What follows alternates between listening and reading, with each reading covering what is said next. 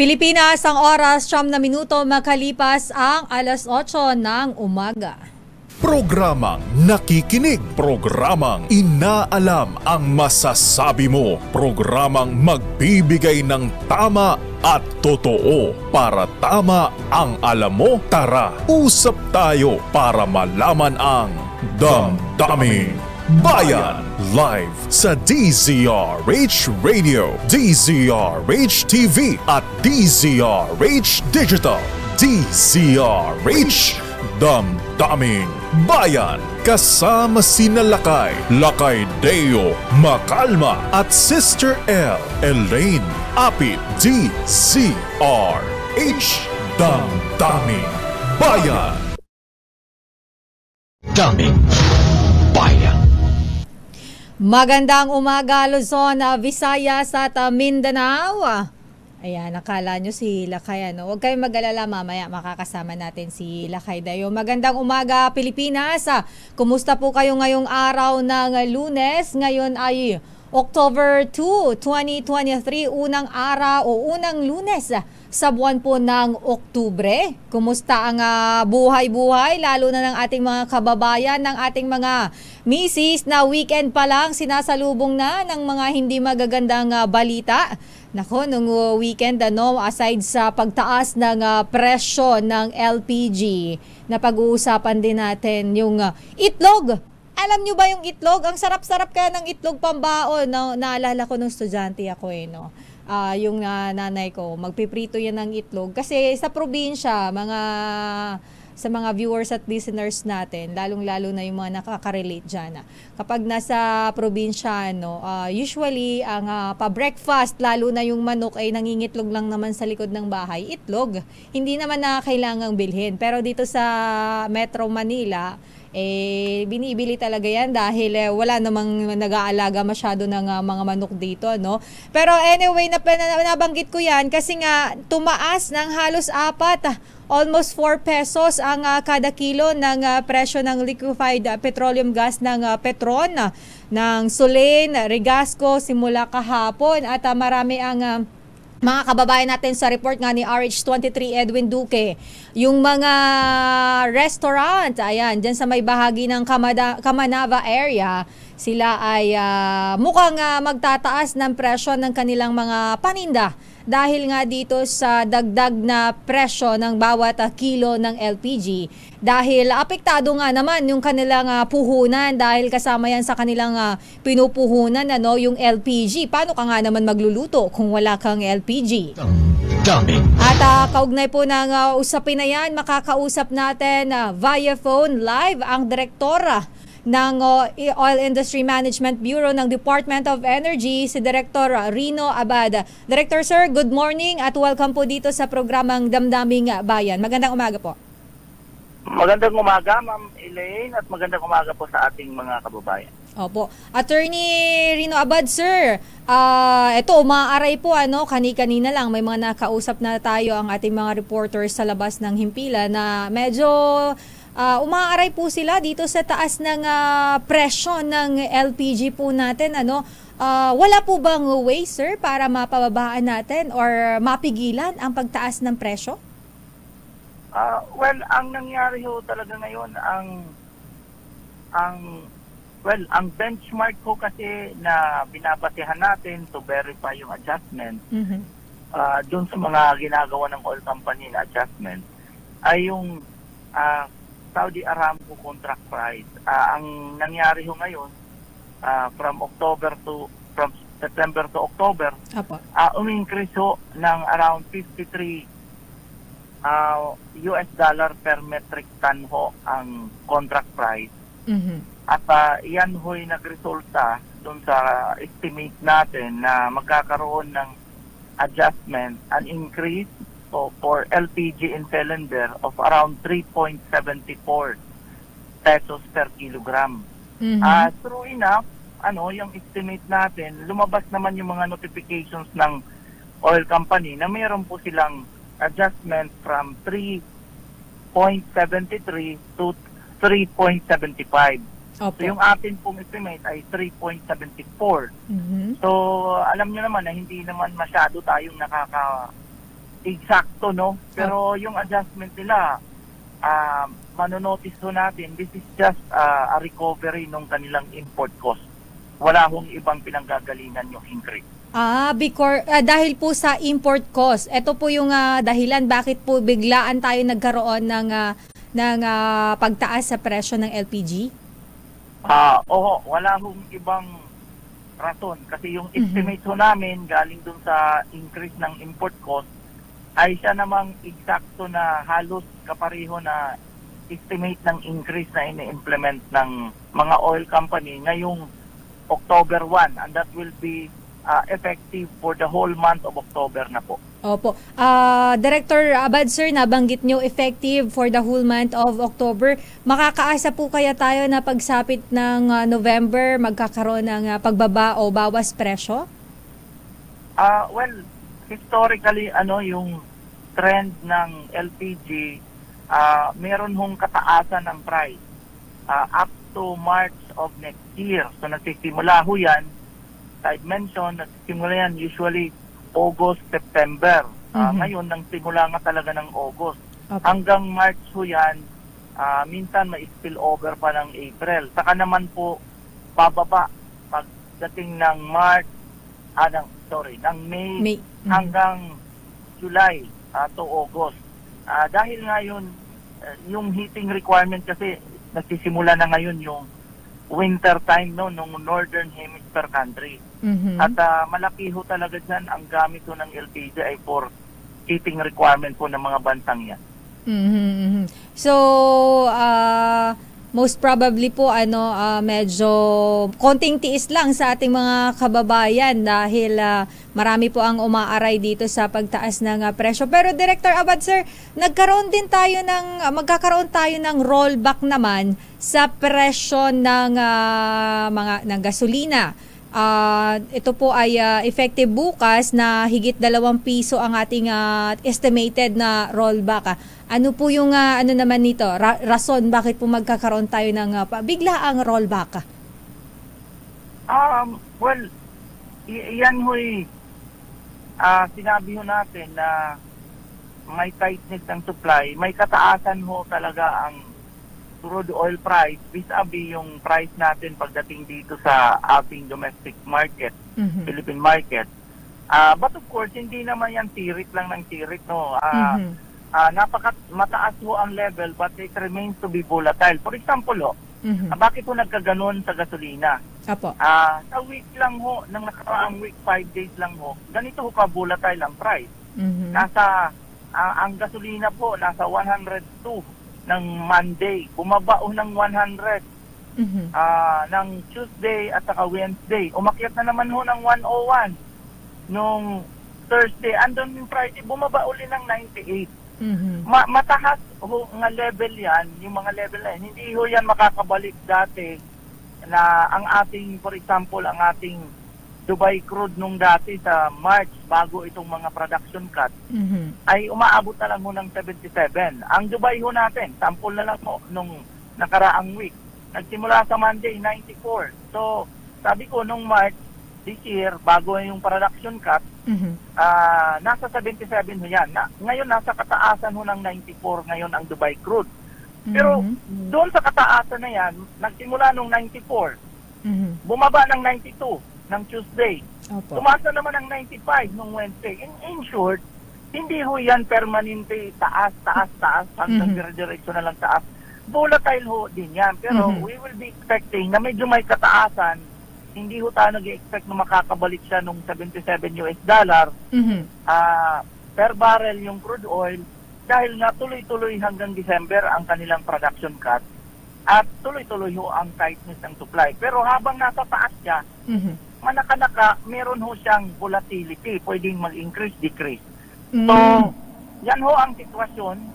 Pero definitely, hindi ho tayo makakabalik ng 77. Ang presyohan po ng mga petroleum products, for example, sa gasoline at that time, ay nasa 50 territory na ho. 57, 56, 58. Ngayon, ang ating pong presyohan ngayon, nasa 75. So, medyo mataas na ho ang presyo ngayon sa mga petroleum products. So, nabanggit niyo po, Director Sir, magkakaroon ng pagbaba, pagtaas. So, pero most probably po ba sa inyo pong pagtaya, ang DOE po, sa monitoring po ninyo, tataas pa ba or magdataas pa po ba ang presyo ng produktong petrolyo? Or dito na lang tayo, kumbaga maglalaro na lang sa mga ganitong presyuhan? Historically na lang po, sample natin yung Ukraine-Russia situation nung una. Umabot po tayo ng pump price sa halos 95 pesos per liter. Pero ngayon, sa sitwasyon ngayon, may manakanakang pagbaba na at the range of 75 pesos per liter. So, kung ikukumpara ko nung before, bago yun bumaba, nung mga around August last year, July, nasa peak na tayo ng 95 pesos per liter. Gasolina ho yan. Pero ngayon, nasa 75, medyo bumababa, nakaka-experience na po tayo ng pagbaba. Relatively, yun na lang ang aking sasample na comparison. Mukhang hindi ho tayo aabot ng dire-diretso na gano'n na umaabot ang 95. Kasi ngayon, 75 pa lang pesos per liter, medyo bumababa na. So, I would be going for the concept na mukhang nasa saturate na hindi na masyadong umaabot pa diretso at baka bumalik ulit tayo sa 95 pesos. Mukhang bumababa na, pero definitely hindi ho tayo confident na bababa ito up to the level nung 57 naman nung March this year. So nasa 75, probably bababa hanggang 70, pero malayo hong usapin na mag-57 tayo, 58. Medyo malayo din na usapin na aabot tayo ng 95. Ayun. So, hindi naman na tataas ng todo-todo, hindi rin naman naaabutin yung ine-expect natin na mas mababang presyo. Pero, Director Sir, sa DOE po, sa inyo pong on your end, ano po yung mga ginagawa nating hakbang or mayroon po ba tayong mga hakbang na pwedeng gawin para somehow po maibsan yung ganitong tuloy-tuloy na pagkakaroon ng increase sa mga presyo ng produktong petrolyo? To be realistic, ang sitwasyon ho natin ngayon, wala naman ho tayong across the board subsidy fund na siniset up ng bansa natin. Yung pong effect ng price, agaran ho, direct kaagad napupunta sa taong bayan. So ang ating pong ginawa of course ng government ho, meron ho tayong tinatawag na targeted lang ho. For example, Pantawid Pasada program, meron ho dyan, tinatarget ho ang public transport. Meron ho tayo din sa private sector, yung mga discount promo program nila. Ako palagi ako nag-a-avail ng around 2 pesos per liter. Hindi ho ako nag-miss out niyan, naghahanap talaga ako at meron ho akong nakikita kaagad ng mga nag-o-offer ng 2 peso discount. Meron pa kami na monitor na umaabot ng 4 pesos per liter. So, yan po sa private sector, discount program, lahat po yan, walang pinipili, public at saka private. So, yan ho yung mga agaran hong mga benepisyo na nakukuha ng ating mga consumer. Meron ho diyan, of course, yung pagtitipid, tuloy pa rin ho. Kung po pwede kung hindi importante ang lakad, po pwede po, sumakay ho tayo sa public transport. Pero kung kailangan ho talaga, wala naman ho tayo magagawa. Pero lahat po yan ay ipunin ho natin. Yung Pantawid Pasada ng government, funded na targeted subsidy, yung discount program ng private sector, yung pagtitipid na ginagawa ho wala naman ho hindi nagtitipid, alam ho natin lahat nagtitipid naman, at ituloy lang ho yan. So yan ho Ma'am Elaine, yan po ang agaran, kasi itong volatility ng price na andyan ho talaga yan, hindi ho natin mapigilan yan. Alright, maraming salamat po, Attorney. Magandang umaga po. Magandang umaga po again sa lahat. Daming bayan. Si Attorney Rino Abad, Director ng Oil Industry Management Bureau ng Department of Energy. Daming bayan. So ayan, konting tiis lang sa ating mga kababayan dahil sabi nga ni Attorney ay kahit pa paano naman nagkakaroon na ng pagbaba yung mga presyo, pero hindi mapipigilan yung konting pitik, pumipitik-pitik Ayan, tataas, bababa dahil mayroong mga factor o dahilan kung bakit nagkakaroon ng pagtaas at pagbaba sa presyo ng produktong petrolyo, at ito din daw pong LPG. Nabanggit niya din na ang dahilan lang naman po niyan, of course, yung sa supply din naman po. But anyway, babalikan natin ang iba pang mga balita. Minus Lakay Deo Makalma, di pa pala ako nagpapakilala. Si Tita Ems kasi, sabi niya sa akin, pasok mo na si Director Abad. Joke lang. Nakalimutan ko tuloy magpakilala. Ito talaga si Tita Ems Ako po ang yung nakakasama, of course, Minus Lakay. In a while, makakasama natin siya. Sister L po, Elaine Api, tayo po ay live na napapanood sa ating Facebook page sa DZRH News, sa ating YouTube channel DZRH News Television, and of course sa inyo pong mga television, live tayo via cable channels nationwide, at sa inyong mga radyo via 666 kHz. Babalikan natin ang marami pang mga issue at gusto ko rin kasi nga talakayan na kahit paano itong issue ng yung sa itlog, kasi maraming mga umaasa na lang diyan na parang wala tayong itlog na lang yung kakainin. Hindi ko lang naman nila alam, pero isa yan sa mga mga kumbaga yan yung ulam na wala na maulam, yun na lang bibilhin natin dahil yun yung afford. Pero ito ay tataas din daw And of course, meron din tayong tuloy-tuloy pa rin yung issue na binabanggit dyan sa may area naman ng Baho de Masinloc. Dyan naman dahil mukhang marami pa rin daw talaga yung mga Chinese fishing vessels dyan sa labas, na parang sila yung mga sa Baho de Masinloc, sila yung commercial mo. Mamaya na Kuya Greg, wait lang. Mas nag-i-aggressive daw sa mga nakaraang buwan. Sabi yan ng Filipino fishermen dyan sa may Baho de Masinloc. At mukhang sila talaga yung nambubuli. Marami sa ating mga mangingisda. Ayon po yan sa isang grupo. Ano nga bang grupo yung nagsabi niya na Tita Malu? Na hinahanap ko yung pangalan nitong grupong ito na nagsabi na marami at patuloy yung Chinese vessels dyan na pinipigilan ang mga mangingisdang Pilipino na pumasok sa mga lagoon dyan sa may Scarborough Shoal para mangisda. Ayan. At dahil marami daw palang isda dyan, pero hindi nga lang sila makapasok. Gawa ng itong ang Chinese Coast Guard, yung mga Chinese Coast Guard dyan, yung mga rubber boats nila, nagpapatrol dyan sa area na iyan para i-intercept yung mga Pilipino na nangingisda dyan sa area na yan. So mamaya babalikan natin yung issue na yan dahil hindi yan mamatay-matay ang issue na yan. Marami talagang mga bully, lalo itong China to, napaka-bully talaga, ayaw nang magtigil. Big kiss na mga mangingisda federation. Ayan, big kiss na mga mangingisda federation dyan sa may Masinloc, Zambales. Ayan, sila po yung nagsalita at naglabas ng impormasyon na yan. Sila po yung nag-divulge na marami talaga mga mangingisdang Pilipino ang nabubuli dyan sa area na yan. Babalikan natin ang ibang mga balita, issue dito sa programang Damdaming Bayan, Pilipinas ang oras.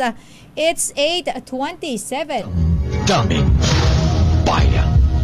Champion, gawang peerless na 60 years ng tapat na walang katapat. Generica Drugstore. Join na sa Genericard Loyalty Program. Punta na sa Generica Drugstore at mag-register for free. See posters and print ads for details. Champion, gawang peerless na 60 years ng tapat na walang katapat. Rhea Generics. Pilipinas, may reseta ka? Tara na sa Mercury Drug. Nandoon ang world-class Rhea Generics. Tunay na world-class, tunay na abot kaya. Ang balitang ito ay hatid sa inyo ng ACS Manufacturing Corporation. ISO certified, maker of world-class quality Pride detergent.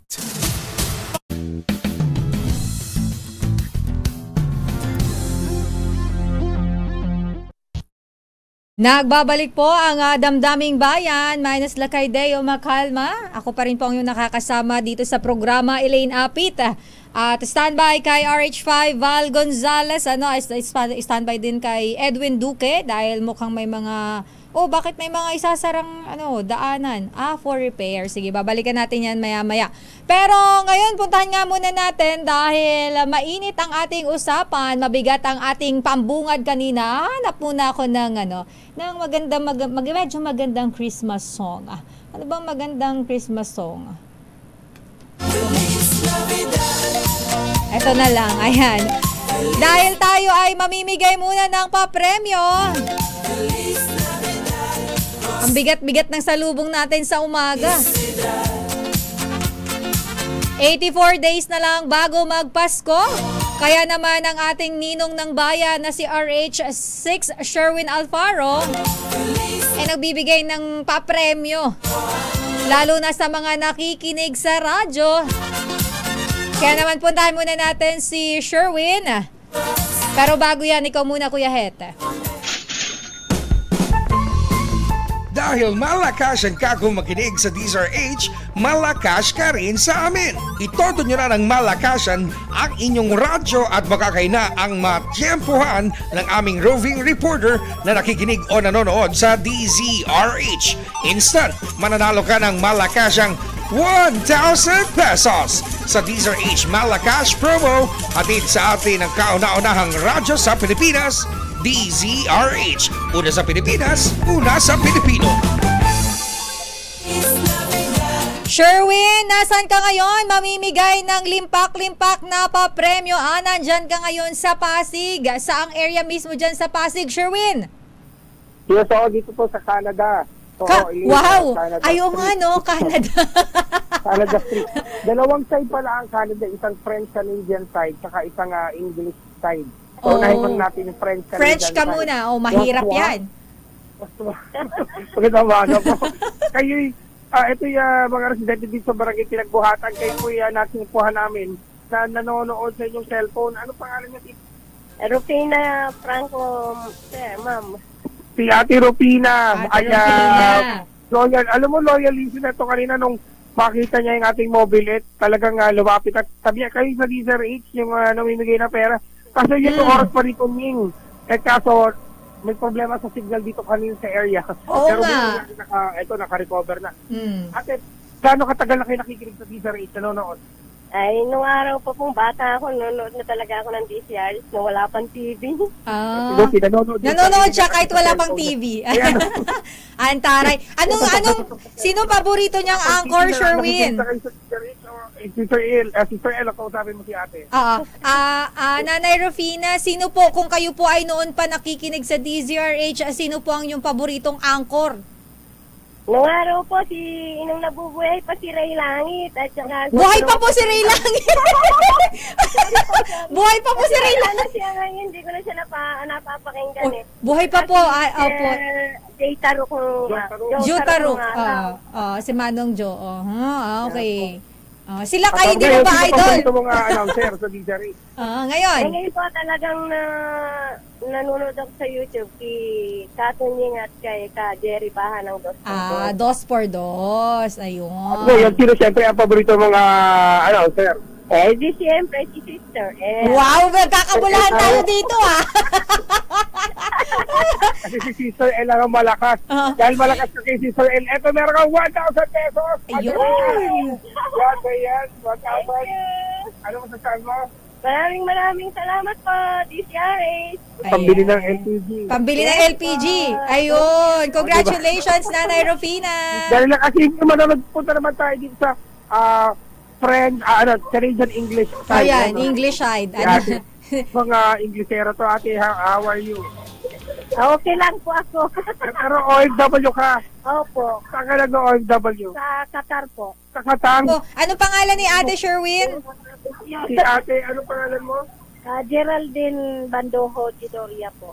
Si ate Geraldine galing pa ng Qatar. At ikay na dito ngayon sa Pilipinas. Sa aalis ulit? Aalis po ulit. Ilan? October 11. Malapit-lapit na. Oo. May pocket money ka na ba? Wala pa nga po Gusto mo magka-pocket money? Matanong muna namin. Palagi ka ba nanonood sa DZRH? Noon po. Unang panahon? Noong unang panahon. Kasi nasa bahay lang. Sa radyo? Sa radyo. Pero ngayon may cellphone na. May cellphone na sa YouTube. Sa YouTube. Sa YouTube na yun, nanonood ako. Ayun. Sakto, Ate Geraldine, kahit pagpunta mo ng Qatar, kami ay mapapanood at mapapakinggan mo pa rin. Oo. Sana nga po. Kasi busy kasi kami doon. Ano pong trabaho nyo? Bawal ba manood? Si Ate. Bawal cellphone. Nakatawag lang kami pag patulog na, pag gabi na. Gabi lang, saka kami nanonood. Bigyan mo na ng packet doon. Di ba, Elaine, bago sila pumikit, kailangan manood muna ng DZRH. Manood ka, Ate, na. Live naman kami 24 hours eh. Oo, 24 hours ang DZRH, kaya pwede ka manood kahit asa Qatar ka. Hindi mo na kailangan ng mga back o kung ano mang connection. Pag ano ka lang sa YouTube. YouTube lang, tsaka Facebook. At syempre, Facebook, DZRH News. Oo, ha? Ayun. May... Sana nga po, eto na, bigyan na natin to. Sinong paborito nyo announcer? Si Katunying po. Ayun, si Katunying. Sister L. Naman, nabubola pa ako dito. Bigyan mo na si Ate Geraldine ng pocket money, Sherwin. Pocket money, papunta na Qatar. Yan, makakarating ka na ng Qatar.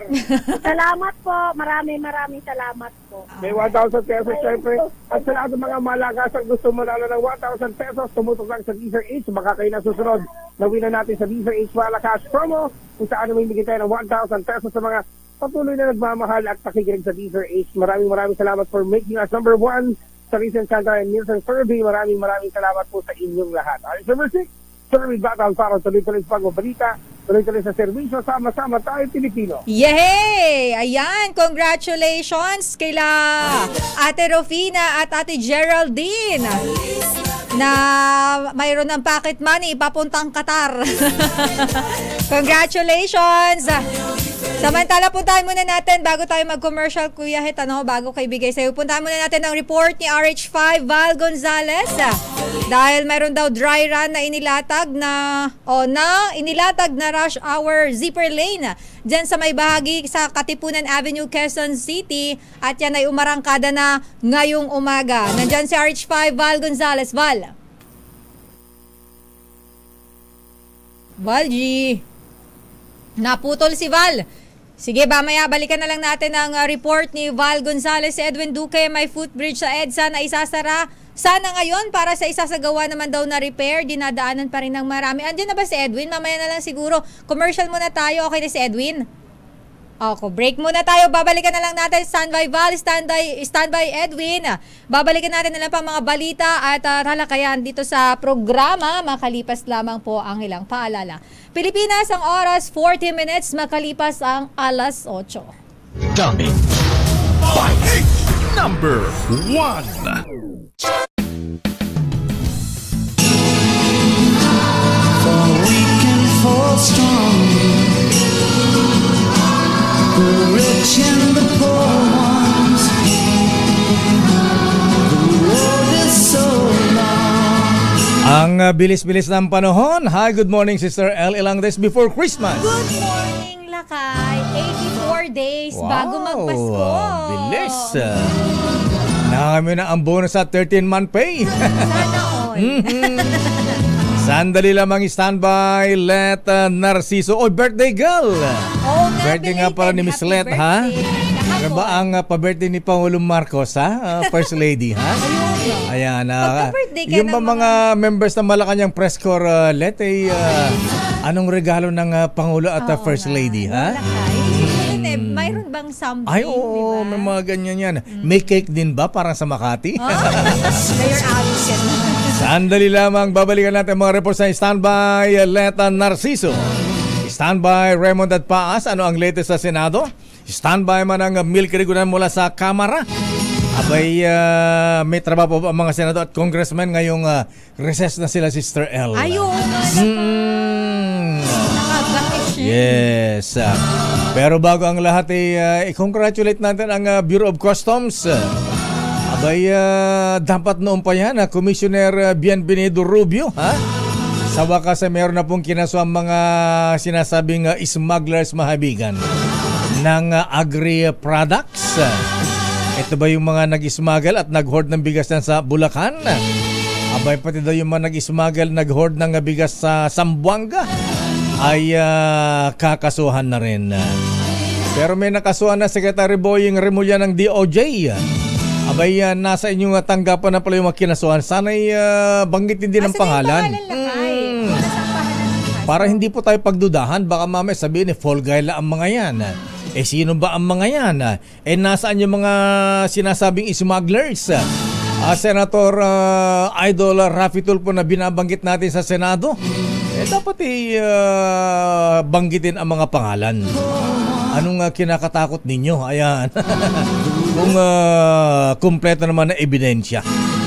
Sandali lamang, ito man ang report mula sa Malacanang mula kay Birthday Girl.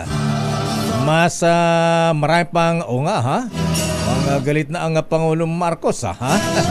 Abay, sabi siguro kay Commissioner Bienvenido Rubio, Bian, anyamatan, ha? Nagbayag kan. Ayan. Ano ibig sabihin na kay? Nagbayag, ayan. Ikaw na naman Wala ibig naman, sabihin na ano lang ako. Pagka nagbayag kan, ang tagal-tagal mo naman, ang kupad-kupad, ganun ibig sabihin na nabayag. Very slow. Very slow, ha? Pero ngayon may kinasuhan na. Pero balikan natin yan. Good morning, Madam Vice President. Talagang si Vice President Inday Sara Duterte Carpio, Second Gentleman Kuyang Manis. Ayaw tantanan, ha? Ayan. Pati yung sa Davao, Lakay, pinapasilip. Pati Confidential Intelligence Fund nung siya ay mayor pa ng Davao City ay binabalikan. Mas marami pang decisive action mula kay Pangulong Bongbong Marcos. Dapat nang asahan ng China ayon sa isang profesor. Aba? Sa West Philippine Sea naman ito, ha? Akala ko sa mga smugglers at sa mga hoarders. Birthday Girl, arrest number 14, Let Narciso, please come in. Miss Let.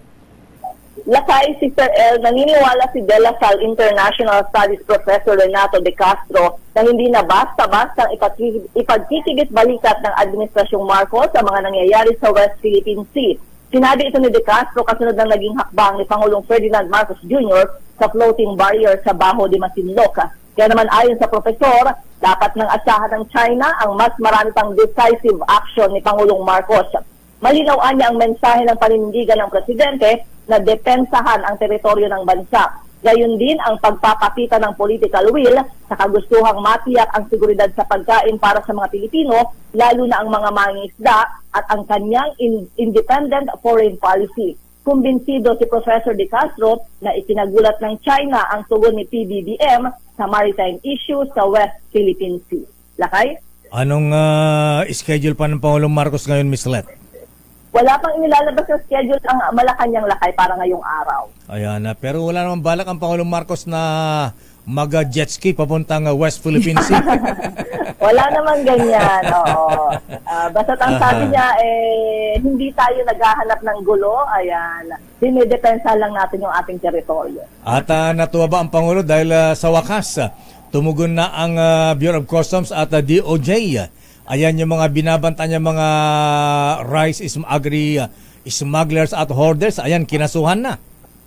Oo, Lakay, dahil di ba may direktiba nga dyan ang Pangulo at paulit-ulit niya rin binabanggit yan tuwing namimigay ng libreng bigas, yung mga smuggled na bigas. At hanggang sa may report na nga ang Bureau of Customs sa Presidente na may mga kinasuhan na economic sabotage daw yung 3. At yung isa ay paglabag sa Customs and Tariff Act. Ayan na. Tapos kailangan ipamamahagi yung mga bigas na nakumpiska dyan sa Bulacan. Ang tagal, baka mabulok. Oo, wala pa yun sa Bulacan, Lakay. Yung mga nakumpiska pa lang sa Zamboanga ang ipinamimigay ng Presidente. So, dumadaan sa proseso. Ayan, yan ang sabi ng Customs. Okay. Maraming salamat, Miss Let. Balik sa inyo, Lakay at Sister L. Daming bayan. At isa pang report, Sister L. Abay, talagang Christmas rush na ba ito? Abay, kasi October, nga pala, October 2 na pala ngayon, ano? Ay, October 2 na ngayon. October na, ha? Unang Lunes sa buwan ng Oktubre. Abay, parang, Christmas rush na, matraffic na ngayon. Tapos November, at December, natatanda na naman tayo. Alamin nga natin ang sandali lamang, at may bagyo nga pala, ha? Oo, Lakay. Sandali lang at alamin nga natin yung latest sa bagyong Jennifer. Ayan. DZRH Weather Bulletin. Jennifer ba o Jenny? Jenny? Lang lakay. Bagyong Jenny dahil typhoon category na daw lakay. Jenny ang palayaw. Jennifer siguro ang tunay niyang pangalan. Alamin natin ang latest mula sa pag-asa kalagayan ng bagyong Jenny. Nasa ating linya si forecaster Chanel Dominguez. Miss Chanel, good morning. Kumusta ang bagyong Jenny?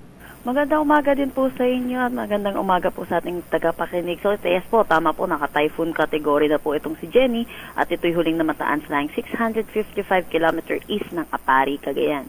Ito'y may taglay na lakas na hangin na 120 km per hour at pagbugso na 150 km per hour. Ito'y kumikilos sa direksyon ng northwestward sa bilis na 10 km per hour. Dahil dito sa bagyong Jenny, meron tayong tropical cyclone wind signal number 1 dito sa Batanes, Babuyan Islands, eastern portion ng mainland Cagayan at eastern portion ng Isabela. Meron din tayong gale warning na nakataas over the coastal waters ng Batanes at Babuyan Islands.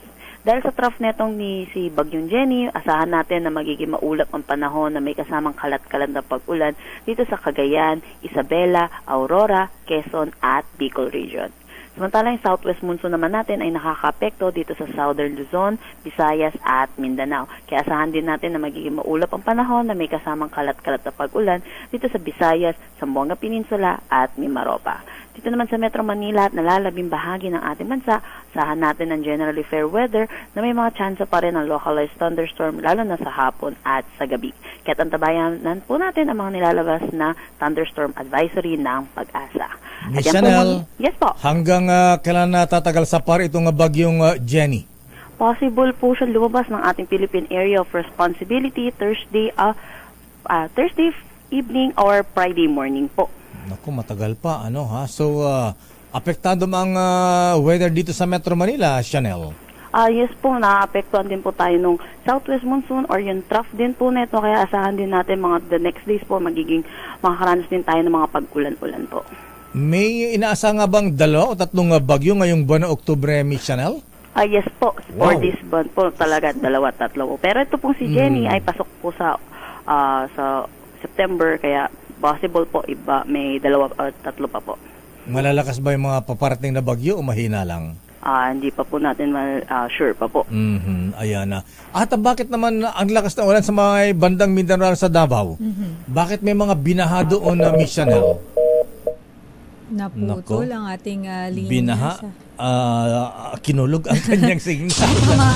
DZRH Weather Bulletin.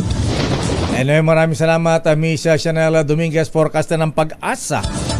So ayan mga misis, ang lungkot naman, 2 to 3 typhoons pa. Pero sana naman na kahit magkaroon ng mga ganyan, wag naman tumama na sa lupa. O kaya sana hindi malakas. Ayan. Samantala, standby Edwin, report mula kay Val Gonzales. Ang dry run ang inilatag na rush hour zipper lane dyan sa may Katipunan Avenue sa Quezon City. Umarangkada na yan ngayong umaga. Kumusta ang sitwasyon dyan? RH5, Val Gonzales. Val. Lagi nawawala si Val. Babalikan natin si Val Gonzales.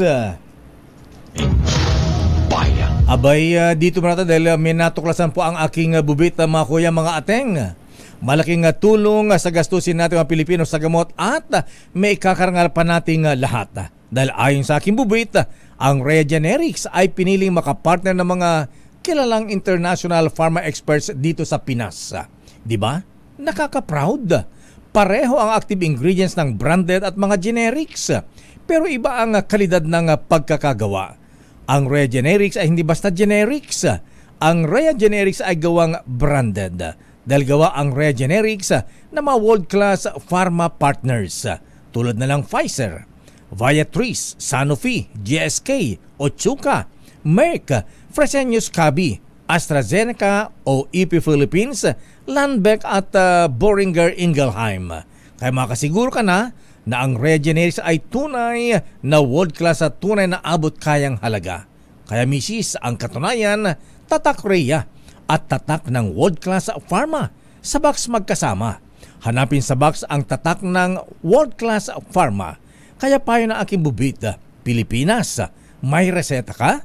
Tara na sa Mercury Drug. Nandun ang world-class Rhea Generics.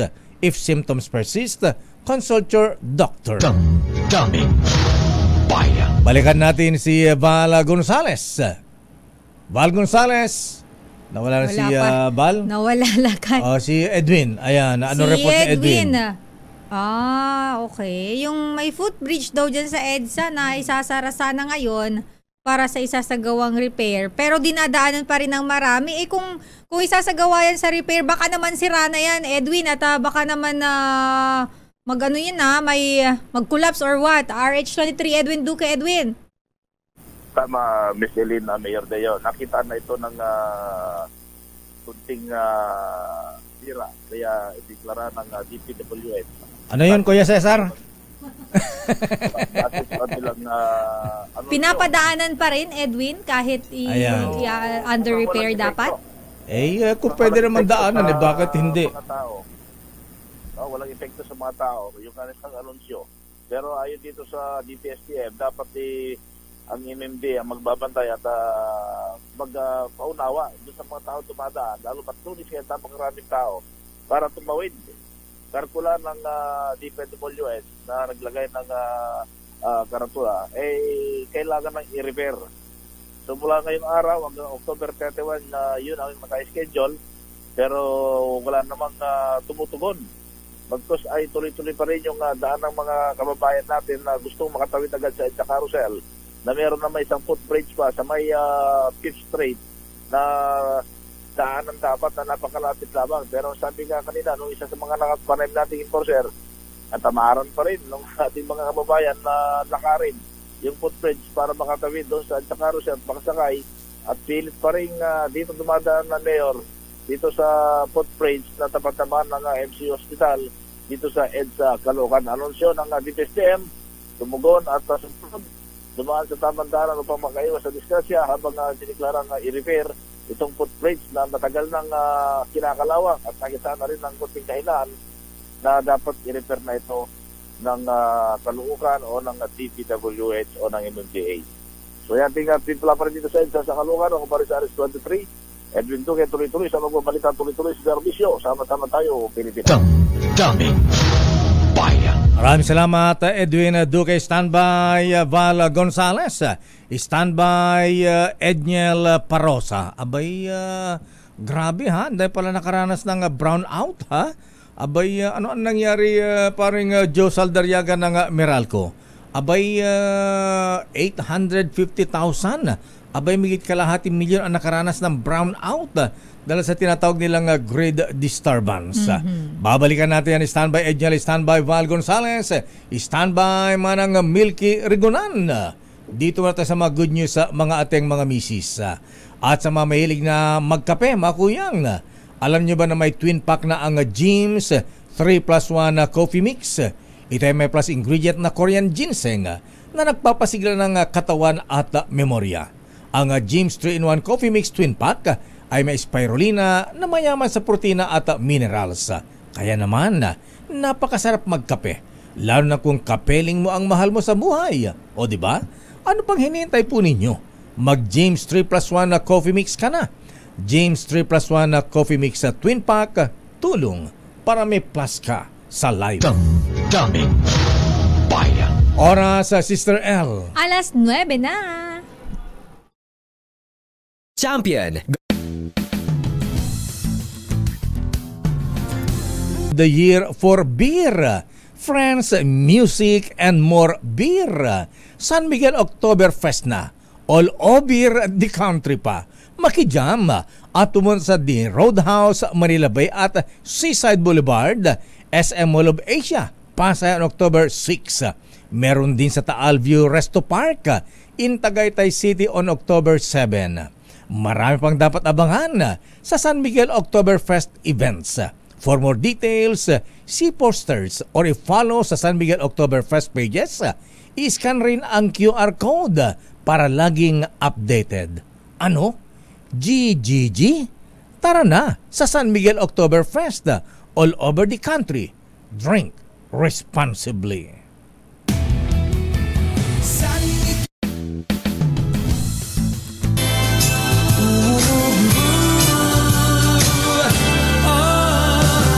Christmas Sandali lamang, Valley standby, Edniel Parausay standby, Nicole. Abay, batiin mo natin si Ninong Ramon na ang ng San Miguel. Ha? Alam mo kung bakit? Bakit lakay? Dahil ngayon ay anniversary nila, Sister L. Ay, talaga. Anniversary ang San Miguel Corporation. Ayan. Uy, maraming nag-idolize kay RSA, ha? Abay, ano yung interview ni Katunying sa kanya? Ay, alam mo lakay, meron pala tayong doon. Ano? Mayroon kasing lumabas na parang iba yata yung Alin? Wala daw nabanggit na ganon. Wala bang binanggit na ganon? Oo. Pero may binanggit naman daw tungkol dun sa SB. Ganun ba?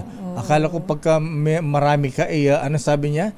Mag-scholar daw na mag-support daw na hindi sa kanya galing daw yon. Eto lakay, wait lang. Anong sabi ni Katunying? Siya nag-interview kay sa ninong niya eh.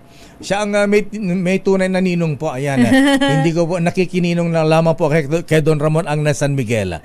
Ang may ninong talaga ay si Katunying. Ayun, oo. Siya talaga yung may ninong. Mahaba kasi ito lakay eh. Hindi may maikli na kumakalat sa sa social media. Kasi chinap-chop na nila yun lakay eh. Ganun ba? Anong sabi ng ninong mo? Yung dito sabi dito Basa. Hindi ganito yan eh. Kinukwento ko doon sa mga kaibigan ko kasi sabi ko, pare, kailangan tayo na simple lang ang buhay natin. We live within our means.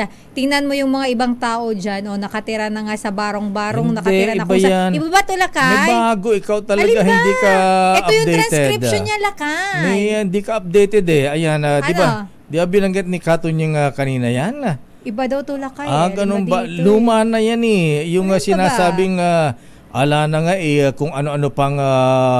yung iba ba yun? Iba pa yun. Ayan ba yung...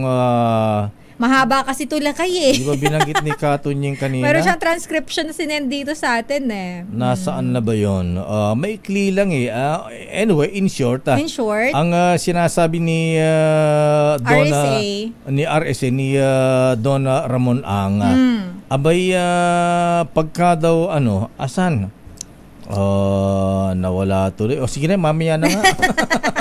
Kasi lakay medyo mahaba yung interview eh. Mahirap chop-chopin eh. Hindi, parang speak of, anyway, ang gist nung sinasabi niya, pagka may kaya ka rin lang naman, abay, ang sabi ni RSA ay pinutol na ba lahat? Dinilit na yata ni Katunying eh. Ayan. Sumuport daw ng mga scholars. Ayan, parang ganun. Wala na yata yan. Hindi. Hinahanap ko nga lakay kasi medyo mahaba. Anyway. Happy birthday muna kay na pala magbe-birthday ngayon. Ay, Kuyang Teddy Calaw IV. Happy birthday, Kuyang Sir Nobol. Abay, hinahanap ka ni Grandmaster Don Ramas Oy Pitching sa sa flag racing natin kanina sa Grand Lodge of the Philippines. Good morning, Noble Kuyang General Andre Dizon ng Manila Police at General Francisco ng Philippine Air Force. Kuyang Bong Lero, Kuyang John Adrian Araneta, happy birthday. Binabati ko na mga brethren sa Calao Masonic Lodge at siyempre mula kay ating Joanne.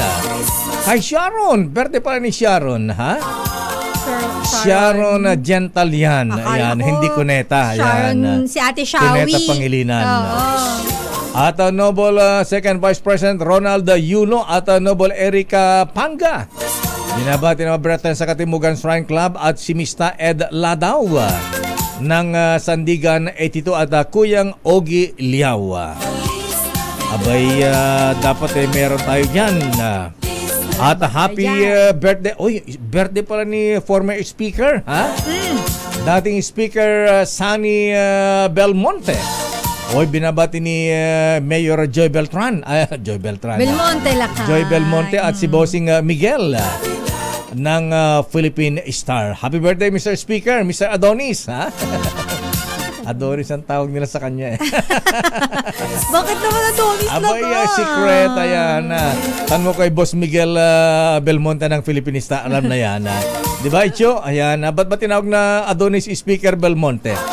Happy birthday Attorney Adela Tamano at si Maria Reza ng Rappler. Birthday pala ngayon. Talaga. Happy birthday. At paring Darly De Roca, ama ng Lydia Lechon. Happy birthday pare ko.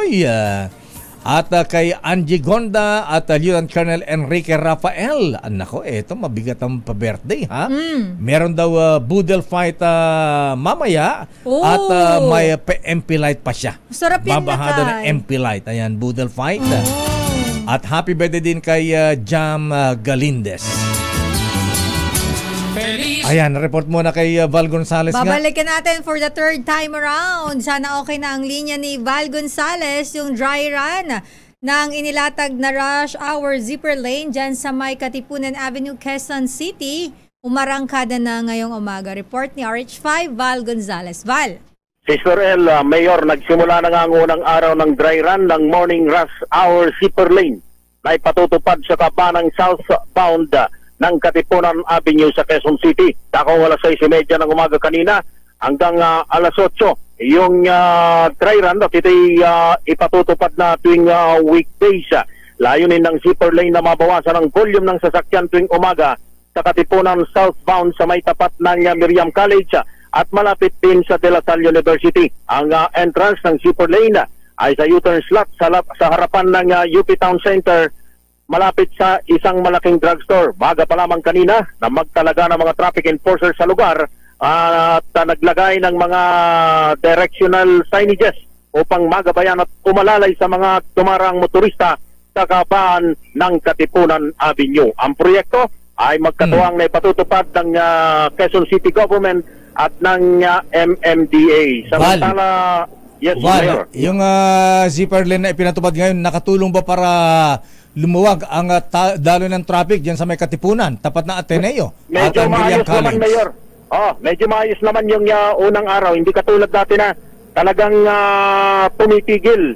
Tigil yung daloy ng trapiko dun sa magkabilang lane. Pero maayos naman kanina nung ating maobserbahan na, Mayor, dahil nilagyan din ng sapat na bilang ng mga tauhan ng MMDA at maging mga traffic enforcer mula sa Quezon City Traffic and Transport Management. Dalawa yung exit dito, zipper lane na to, Mayor. Yung una ay sa harap ng La Vista Subdivision na sa Mangyan Street para dun sa lulusutan ng mga patungo ng Miriam College, Gate 5 at Gate 6.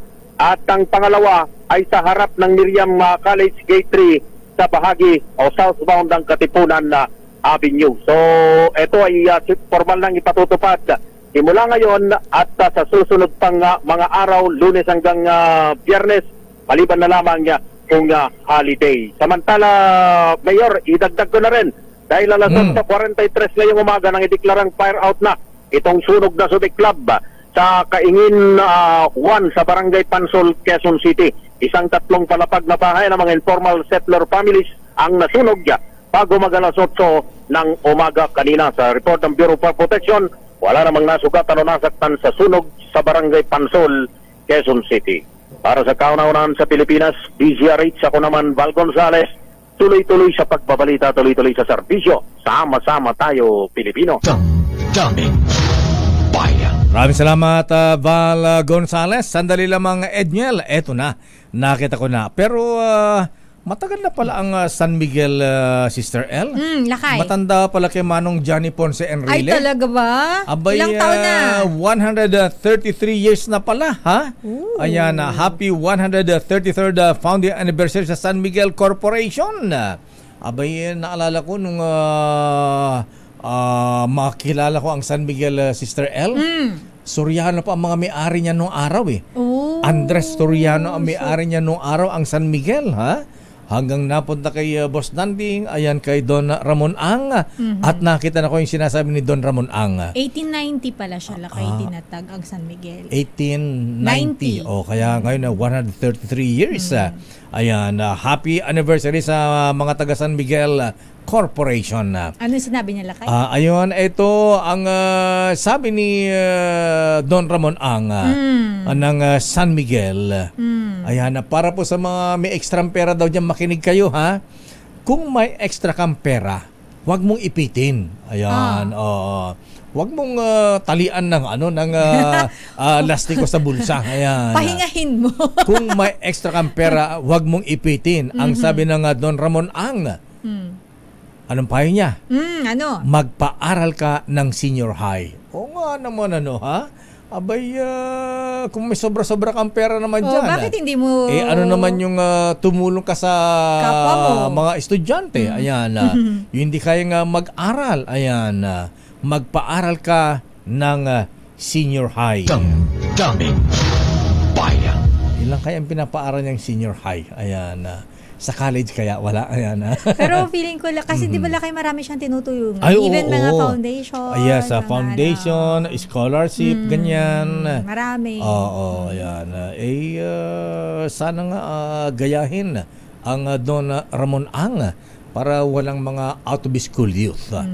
850,000 na kabahayan nakaranas ng brownout dahil sa grid disturbance ayon sa Meralco. Ano yung grid disturbance sa Edniel? Anyari, ha? Dahil ba sa mga pag-ulan? Dahil ba sa bagyo? Dahil ba sa kulog at kidlat? May nag-comment nga dito sa atin sa may Sampaloc, Ligarda daw. Kagabi, brownout daw sa kanila. Grabe. San Miguel? Star. Sampaloc, Lakay, Ligarda. Kasama kaya ang Malacanang dyan? Nagbra-brownout ba sa Malacanang Mislet? Baka may backup generator. Aris number 52, Edniel Parosa, please come in. Edniel. Lakay at Sister L, umabot niya sa mahigit 850,000 kabahayan sa Metro Manila at mga kalapit probinsya ang nakaranas ng biglaang pag-brownout kagabi. Paliwanag ng Manila Electric Company o Meralco, umabot ang power interruption hanggang sa Pampanga, Bulacan, Cavite, Laguna, Batangas, Rizal at Quezon. Dulot umano ng grid disturbance sa may San Jose, nagsaad transmission line 2 at ilang planta sa Luzon. Nagsimulang mawala ang kuryente sa mga nabanggit na customer ng Meralco dakong 6:45 kagabi at tumagal ng hindi bababa sa 10 hanggang 15 minutos. Pero ilan sa mga residente ng NCR at mga nabanggit na probinsya ay napalikan ng kuryente. Bandang 7:33 pa kagabi o matapos ang halos isang oras. Sinabi ni Meralco Communications Officer Zen Fortaleza sa ating pagtatanong na National Grid Corporation of the Philippines o NGCP ang namamahala sa mga nagkaberyang sistema. Pero sa pinakauling update sa NGCP Lakay at Sister L, patuloy pa rin itong iniimbestigahan ang pinagmulan ng disruption at hindi pa iniuugnay sa bagyong Jenny. Para sa kaunang Pilipinas, DZRH, Lakay. Naibalik na ba yung serbisyo ng kuryente dito sa 850,000 kabahayan?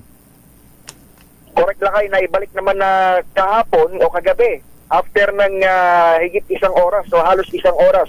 Yung mga customer ng Meralco na medyo hindi pa agad kabalikan, nag-abiso naman ng Manila Electric Company kagabi na sila i-tweet o i-DM doon sa Twitter o kontakin sa kanilang mga hotline para ma-servisyon o ma-assistihan ng kanilang customer care. Yun nga lang, kahit yung NGCP at maging yung Meralco na rin, syempre, hindi pa rin matukoy kung ano yung dahilan nung tinatawag nilang grid disturbance na nagresulta nga itong power outage sa malaking bahagi ng Luzon. Kabilang dyan, Metro Manila, Pampanga, Bulacan, Cavite, Laguna, Rizal, Batangas, hanggang sa Quezon Province.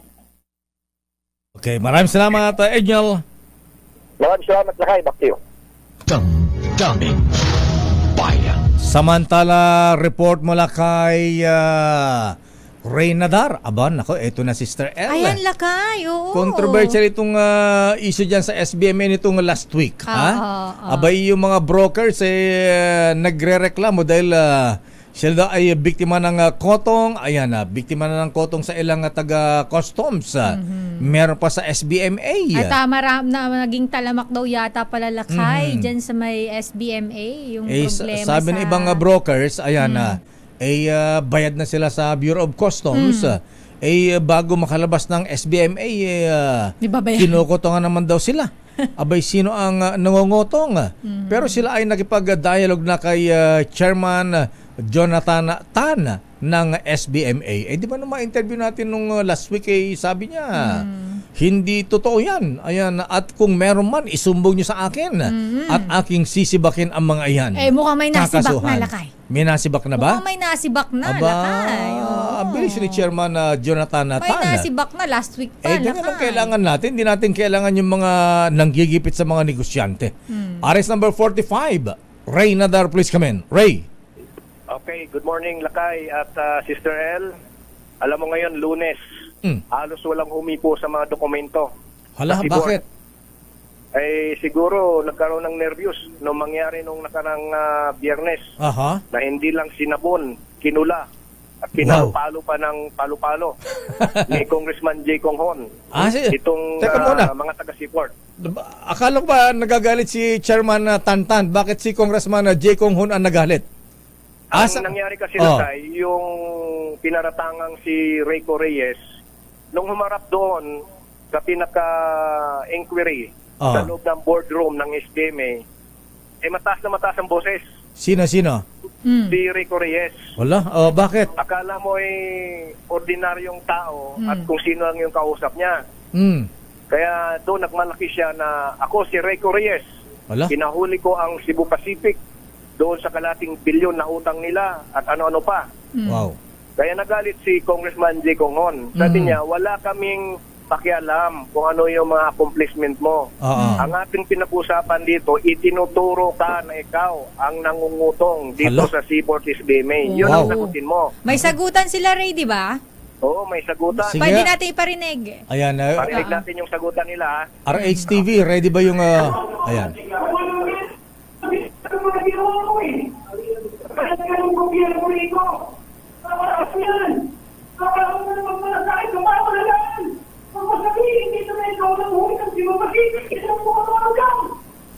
Sino yun?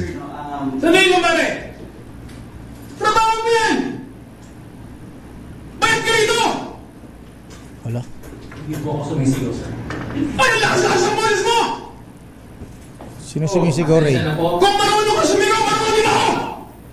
Huwag mo kami sisindakin dito! Wow, tapang. Wow. Hindi ako takot sa'yo, ha? Wow. Huwag mo sisindakin yung mga tao rito, ha? Sino yan, Ray? Sino yung sumisigaw? Hindi ako takot sa'yo, ha? Ayan, Lakay. Sino yung sumisigaw? Si Congressman J. Si Congressman Kong Hon yun, Lakay. Yung nagagalit, si Congressman J. Kong Hon? Yung naka-black? Si Congressman J. Kong Hon yan, Lakay. Justice District na Zambales. At yung harap niya, yung si Rico Reyes. Yung nakaputi? Yung mga nasa paligid ni Congressman Kong Hon, kulang-kulang 40 mga brokers yan, na isa ang sinasabi, na pagdaan nila sa baba, siguro hindi pa kontento, pinaakyat pa sa taas. Sabi niya, bakit paakyatin pa sa taas? Bayad na. Naglagay na. Kung baga ganon, ang sabi ni Congressman Kong Hon. Iba, tiniipit pa rin yung mga dokumento. Ang sabi niya, sa narinig niya kay Tunyeng sa 2x2, na kung napuno na yung inbox ng cellphone ni Tunyeng, sabi ni Congressman Kong Hon, sa akin, apaw na ako rin sa mga sumbong na ni-receive sa mga kutungan dito sa SBMA. Wow. Yan.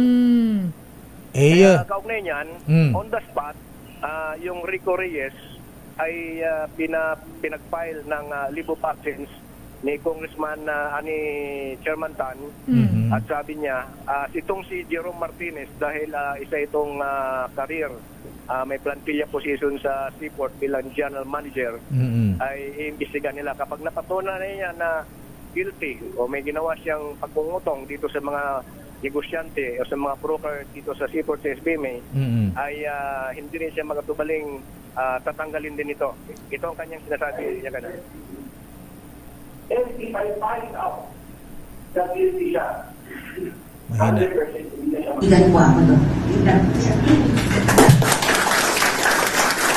parang putol.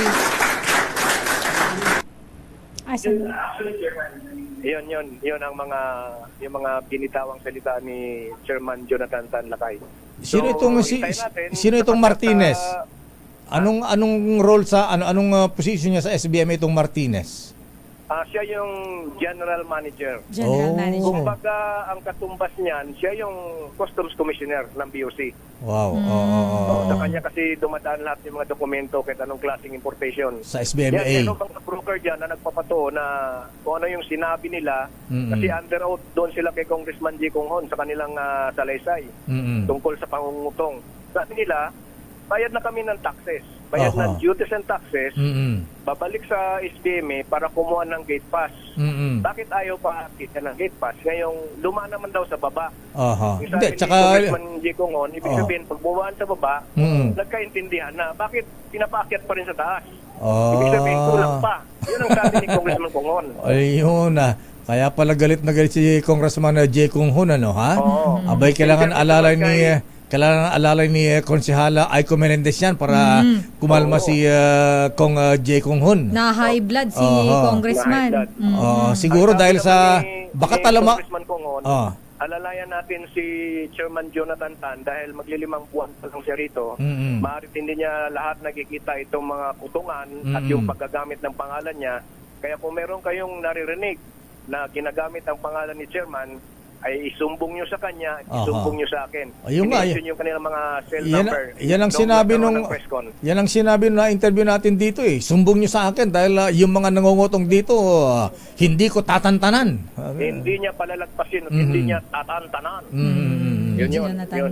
Ayan, kaya lang ngayon Lunes, dapat mag-umpisa ang proseso ng mga dokumento sa seaport.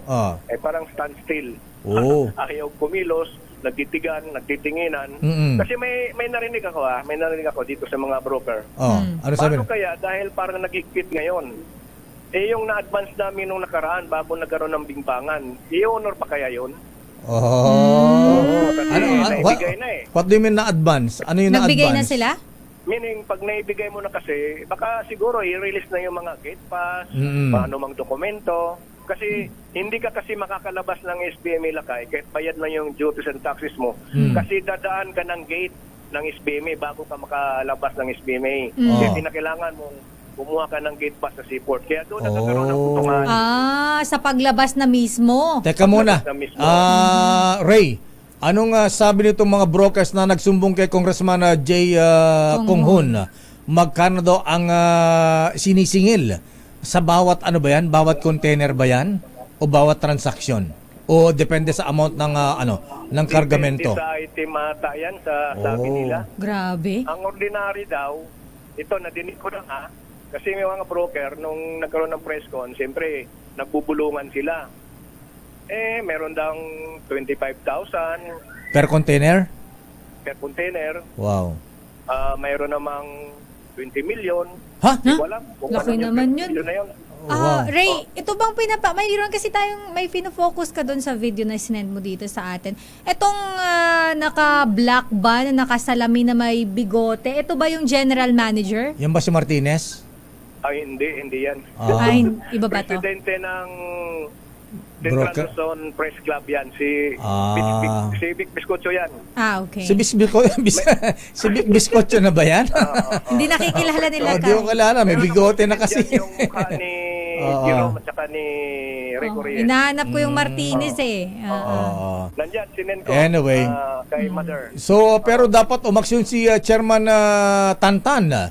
Dahil kung hindi maaksyonan yung mga papeles dyan, Ray, kawawa naman yung mga negosyante, yung mga brokers. Yan si Rico at saka yun si Jerome, yung photo. Itong nakaputi, itong nasa video, sino ito? Yung sa gitna, si Chairman Tan yan. Si Chairman Tan Lakay. Asan si Rico Reyes? Yung Rico Reyes. Right side niya na hindi masyadong makita. Pero yung photo kanina, yan si Chairman Tan yan. Ito nakaputi, ang nakatabi ni Congressman J, yung si Attorney Chris Roman naman yan, Chief of Staff ni Tantan. Okay. Ayan.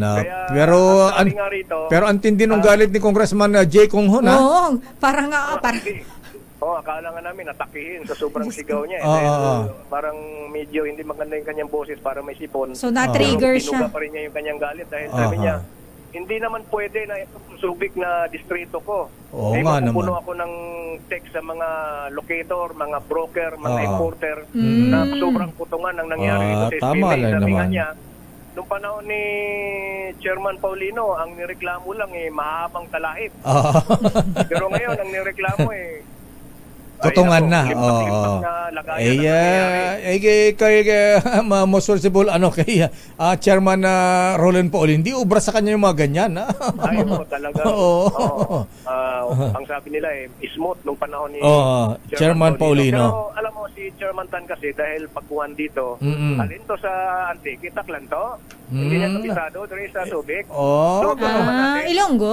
Ilonggo man to. Paalam sa kanya, yung mga departamento na gumagawa ng ganito, especially ang seaport, siya talagang 100%. Sabi niya, hindi ko kailangan, hindi ko matanggap na mapahiya ang Pangulo rito sa pagkakapagpoint sa akin dito bilang chairman. Kaya pagagandahin ko at panindigan ko na mapaayos itong SBMA Lakay. Nako. Dapat si Kuyang Vic Biscotcho, abay siya dapat ang mamagitan kina Congressman J. Kong Hon at Rico Reyes. Dahil ano mga yan, alam mo na. Ang sabi nga nila, Brad! si Rico Reyes ay tangay ni chairman bilang consultant. At tinupo niya sa seaport bilang head ng operation.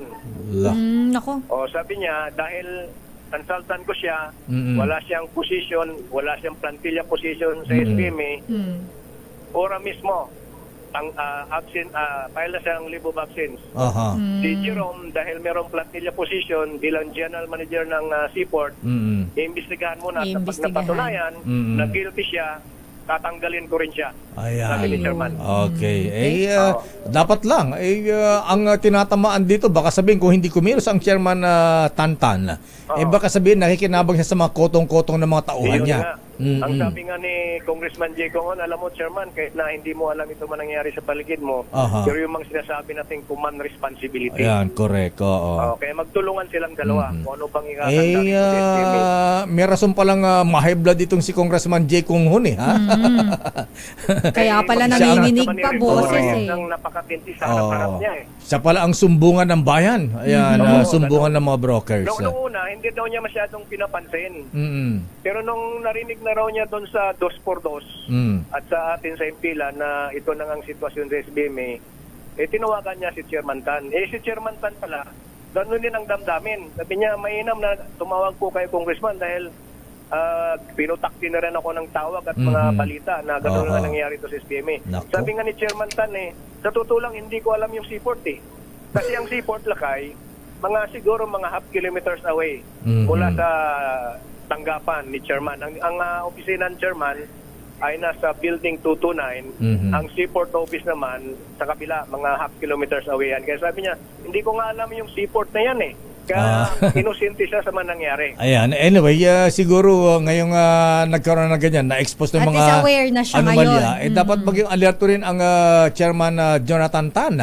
Dahil responsibilidad niya dyan, opisina niya ang nakataya dyan. Mga tauhan niya ang nasa sangkot. Nabanggit nga niya na nagpaplano siyang bumili ng 5 X-ray machine. Ayan. Tsaka at mga pang gamit para makita at masugpo itong mga pinapalusot. Pero hindi naman yung smuggling ng issue ngayon dito yung kutong. Yan. Makita yung kutong Saka, alam mo na, hindi na, sa labas.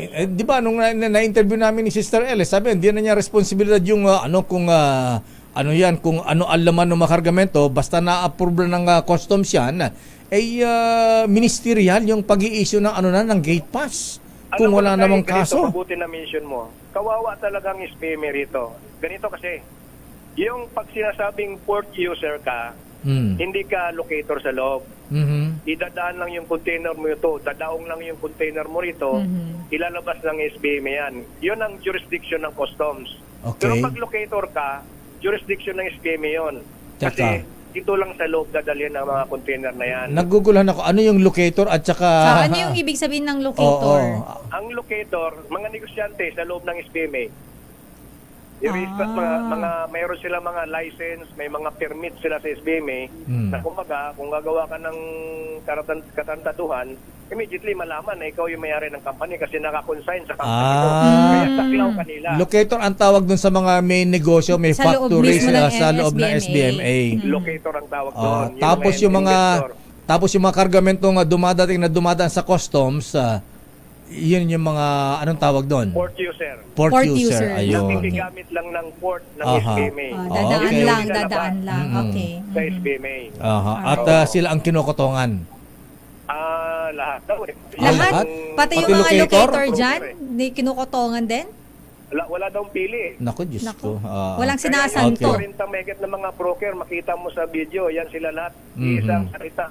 Kasi may nagsabi pa, sinabihan pa si Congressman Congon, hindi ko alam kung si Rico or sino man dyan, kung meron kayong prueba, palabas nyo. Kaya sabi ni Congressman Congon, alam nyo, itong mga broker na sa paligid natin, nag-effort silang pumunta rito. Para hanapan mo ng ebidensya, video, anuman. Hindi naman mga NBI at pulis yan para gano'n sila katinik mag-dokumento sa mga putong ninyo. Kasi ang gusto nila is smooth flow lang yung kanilang kargamento at tsaka negosyante ang mga yan eh. Negosyante. Tsaka sa dami ng mga yan, Ray. Ayan kita mo. Sabi niya, hindi naman ito mga politiko. Ito nagninegosyo lang.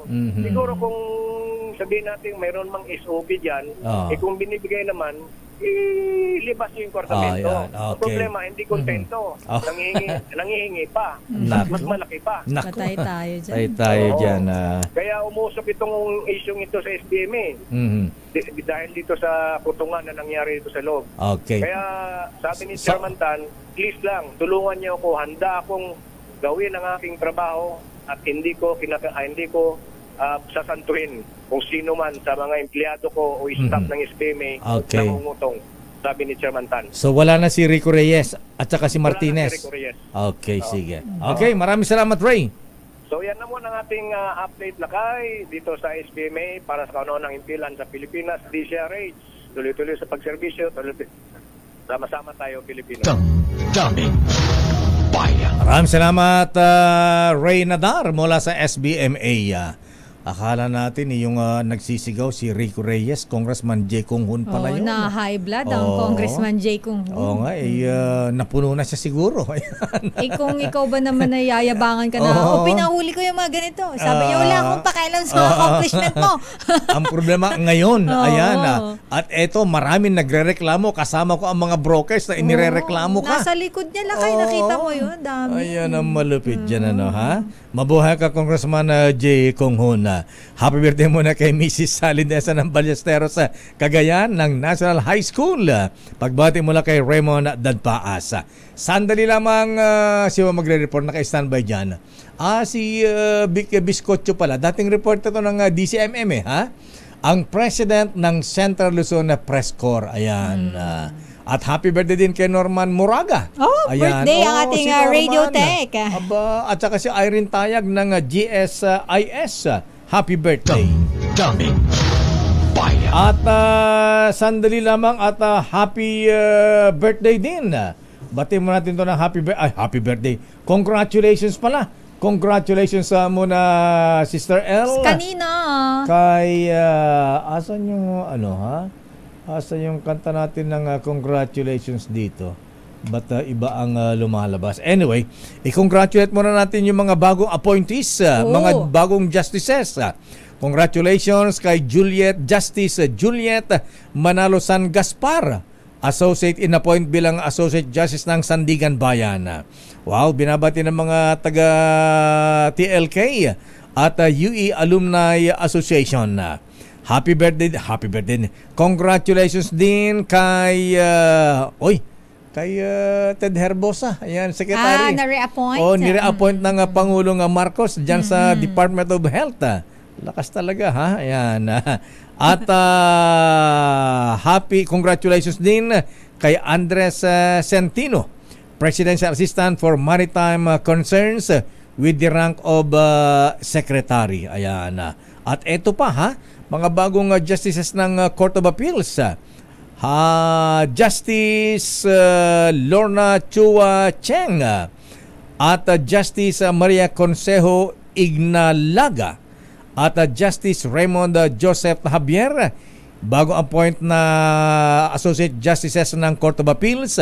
At eto pa, Justice din ng Court of Tax Appeals. Mabigat ito, Sister L. Justice Henry Sumaway Angeles. Ayan, congratulations po sa inyo. Damdamin Oras sa Sister L. It's 9:42. Champion, gawang peerless na 60 years ng tapat na walang katapat.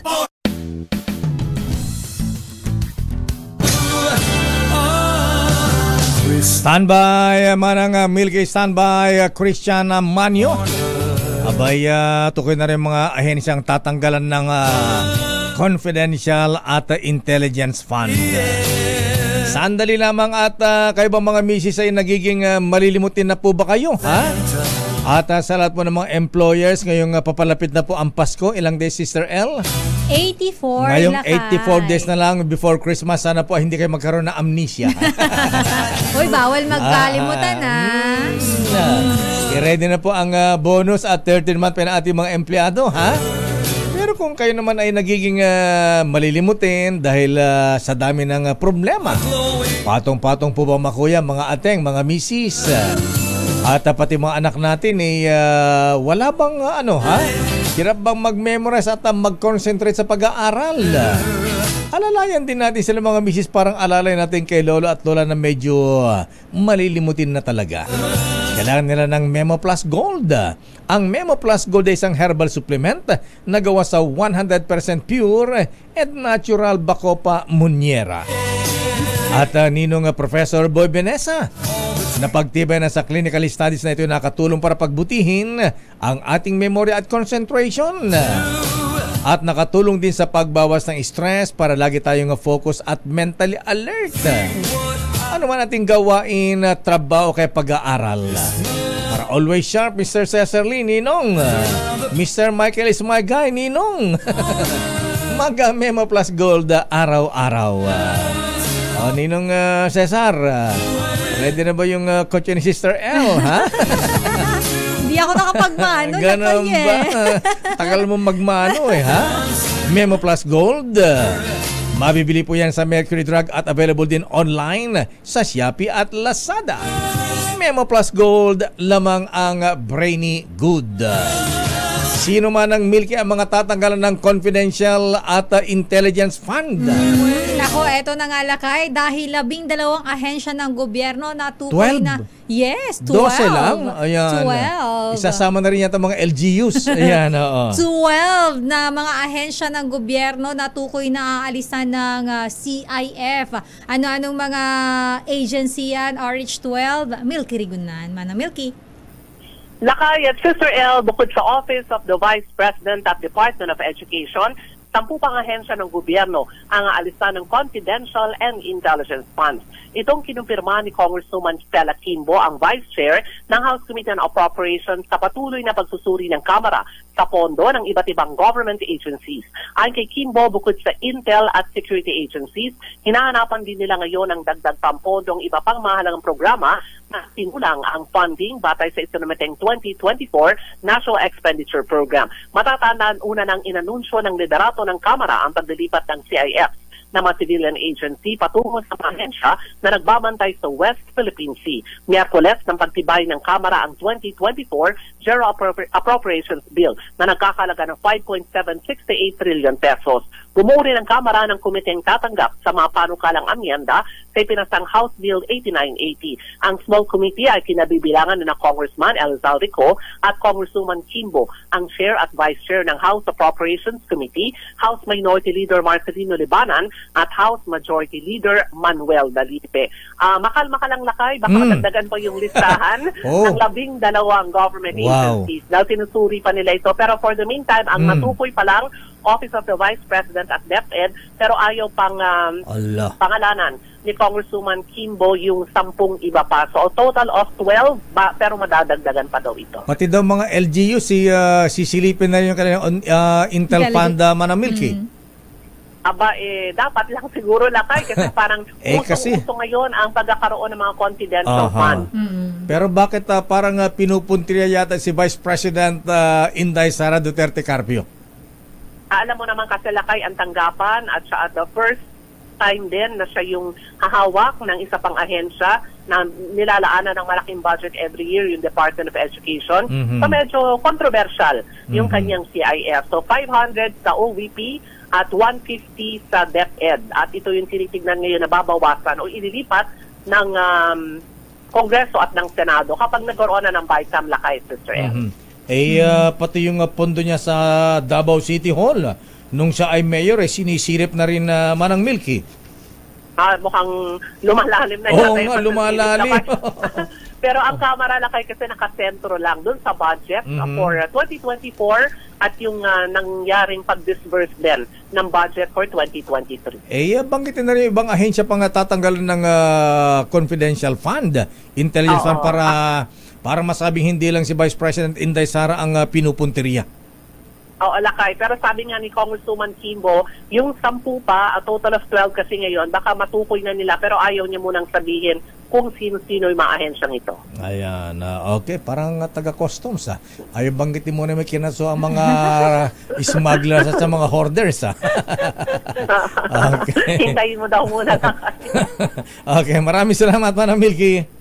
Para sa kauna-una sa Pilipinas, DCRH, ako si Nils Regunan. Tuloy-tuloy sa pagbabalita, tuloy-tuloy sa serbisyo, sama-sama tayo, Pilipino. Damdamin Bayan. Sandali lang, Het. Ihabol nga natin itong report ni Edniel ni Christian. Pagtataas ng multa at suspensyon ng lisensya sa mga hindi otorisadong sasakyan na dumadaan naman dyan sa EDSA Carousel, pinag-aaralan ng MMDA at LTO. Detalye, balita mo RH8, Christian Manyo. Christian.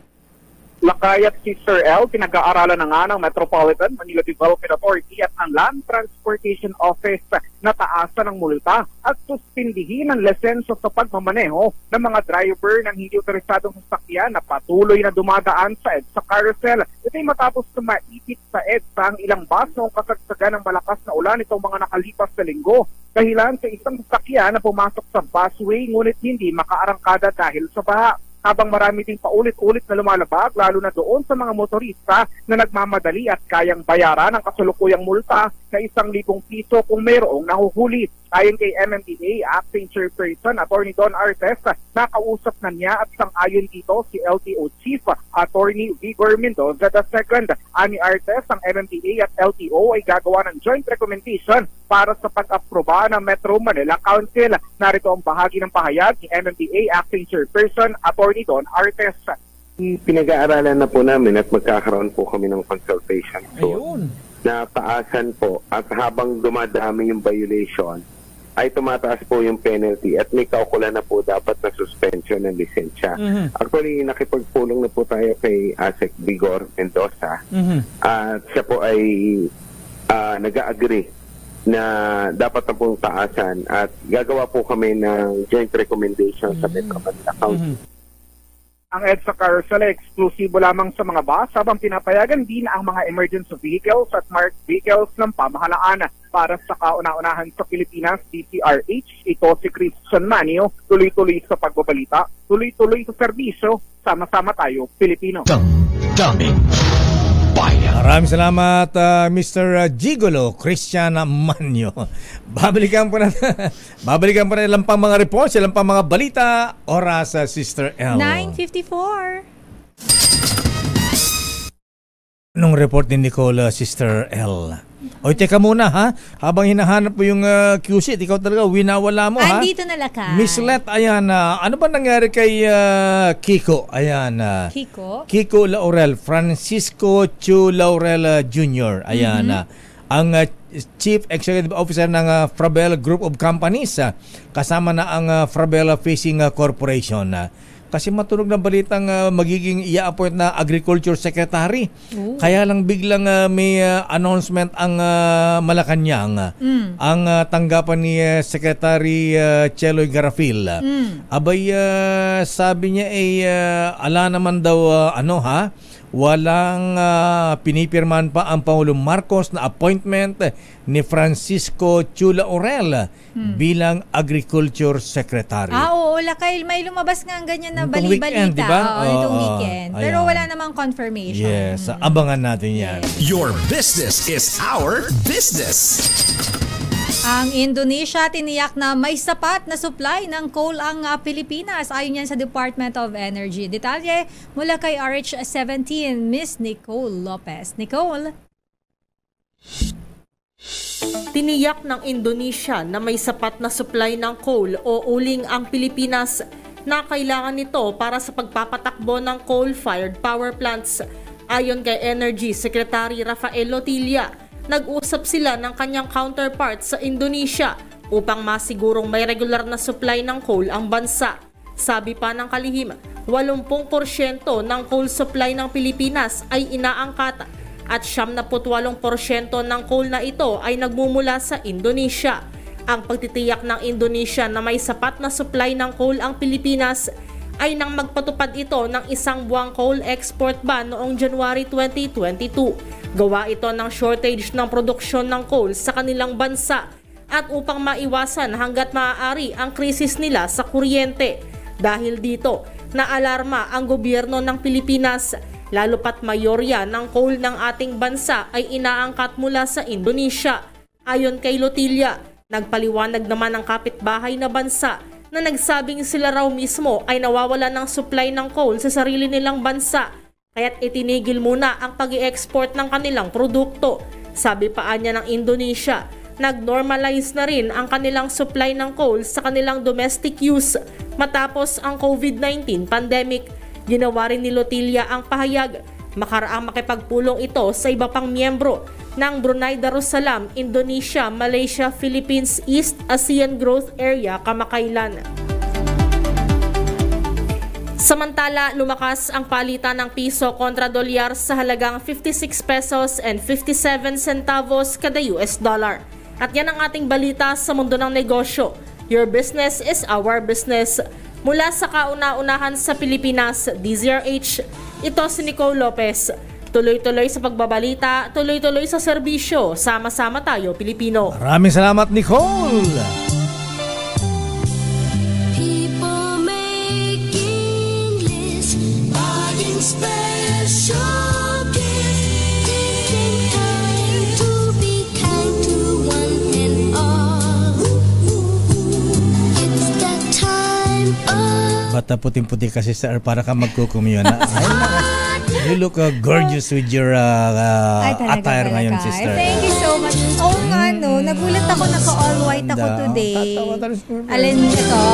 Baka magulat sila lang. Puting-puti ka dyan. Kasi lang kay ano to? Ano to, dress? Yung suot ko ngayon. Dress siya. So, mukha siya pang komunyon. Tapos naka with white heels. Pero wag ka na lang tutuwad-tuwad at miniskirt po. Patay tayo dyan. Oy mga kuya, mga misis ha, ayan na. Naku mga kuya, pagka nade-depress kayo, huwag kayong magpapakamatay. Abay katulad na naman itong mister na batang-bata, 45 years old, Sister El. Tumalon mula sa 41st floor na isang condominium sa Makati. Ay, grabe. Ang masakit pa rito. Nangyari ito kahapon na madaling araw sa Makati sa may Century City Condominium sa Barangay Poblasyon ng Makati, Mahibigan. Itong si Mr. na itago lang natin sa pangalang JR, ayaw banggitin ng pulisya ang pangalan. Abay, sabi ng Mrs. Ayan, parang daw ang pahiwating na siya ay magpapakamatay, mamamaalam may mga na. Lakay, may mga sign na, may mga paramdam. Nung tumawag siya, may condominium pala sila dyan sa may Makati. Nabahala si Mrs. Abay, tinawag isang nilang kaibigan at pinuntahan doon sa condominium sa may Makati. Abay, pinuwersa pang buksan yung pintuan kasi ayaw magbukas. At nung isama yung mga gwardiya at nabuksan yung condominium unit, Sister Ella, nakita pa ni Mrs. si Mister. Alam mo kung nasaan? Nasaan? Nasa gilid ng balkonahin ng kanilang condominium. Tinangka nila awatin pero hindi nagpaawat si Mister. Tumalon po si Mister, mahabigin na depressed daw. Di sinabi kung bakit nadidepress. At ang malungkot pagbagsak sa lupa, Sister L, napugutan pa po ng ulo si Mister. Naku, kahindik. Karimarimarim. Kaya wag pong ayan, pagka nadidepress po kayo magdasal kayo, magsimba. Ayan. Tsaka Lakay, pray lang kapag ka may mga ganyan. Tsaka yung mga kamag-anak or kaibigan, kausapin ninyo. Hingin ng tulong sa mga kaibigan. Lalo na kapag may mga nakikita ng signs, Lakay. Kailangan wag nyo nga hayaan mag-isa lang yan or kailangan lagi mong kinakausap. Nakakalungkot naman. Yung mga kaibigan, yan po ang kabuuan natin mga balitaan talakayan sa ating palatuntunang damdaming bayan. Oy, good morning nga pala sa mga brethren. Oy, most merciful Roland Paulino, ha? Ang godfather ng mga taga-Olonga po, ha? Baka kuyang most merciful, baka ikaw na ang mamagitan sa ating mga brethren na medyo nagkakatampuhan dyan sa SBMA, ha? Tsaka yung mga nangungoto, tama na yan. Ayaw niyo pa ng sahod. Ano yung sweldo ba yun, Lakay? May sweldo na, may sahod pa. Pero Lakay, bakit nakaganyan ka daw today? Ano? Mo. May mga meron kaming, nga pala, magandang umaga po sa ating mga brethren, Grandmaster Don Ramos Oy Piching. Meron kaming flag raising ceremony kanina sa Grand Lads of the Philippines. Ayan, ang host kasi ay yung aming Masonic District NCRF sa pono ni DDJM Pats Arbas. Ayan. Good morning sa ating mga brethren sa NCRF. Of course, lalo ng mga taga Teodoro M. Calao Masonic Class number 136. Sa pono ng aming Worshipful Master Edwin Daes. Senior Warden yours truly. Junior Warden Neil Alcaraz. At kuyang Relly Salvador. At si Kuyang Ading Salvador ng San Isidro Nueva Ecija. Bye-bye! Ako po si Deo Makalma. Sister Al po, Elaine Apit. Stay safe. Operation Tulong susunod na Wonder Woman. Miss May Binaohan. Ingat! Huwag tatalon sa kondominium.